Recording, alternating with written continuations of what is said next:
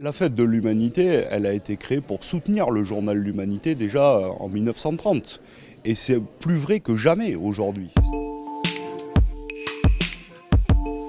C'est-à-dire que la fête qui va avoir lieu en 2019 se passe dans un contexte très difficile pour le journal L'Humanité, qui est en très grand danger et qui n'est pas l'affaire que des lectrices et des lecteurs ou du monde communiste, syndicaliste, associatif, de toutes celles et ceux dont l'humanité porte la voix. Elle est, je dirais, l'affaire de toutes et tous, de tous les démocrates qui sont attachés à une idée, celui du pluralisme des idées et en réalité du débat politique. C'est une fête un peu magique. D'abord, ce n'est pas un festival, on tient au mot fête parce qu'il y a une diversité culturelle. Il y a évidemment la musique et les grands concerts qui ont fait la renommée, je dirais, de la fête de l'Humanité, mais c'est aussi des expositions, c'est aussi du théâtre, c'est aussi du cinéma, c'est aussi des instants magiques. Dans ce moment où tout est individuel, on vient y chercher de la fraternité, de la solidarité, du sourire, du bonheur, un peu d'amour aussi, beaucoup d'amour d'ailleurs. On avait fait un grand concert pour la solidarité avec les migrants qui se noyaient en Méditerranée,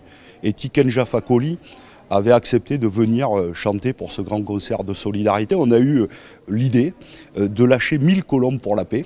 Et les 1000 colombes sont parties dans le ciel et ça a été un moment magique pour nous, mais aussi pour les dizaines de milliers de personnes qui étaient sur la grande scène. Donc ça, c'est vrai que c'était quelque chose d'assez joyeux. La fête de l'Humanité, c'est vous qui la construisez et c'est vous qui la faites, quoi.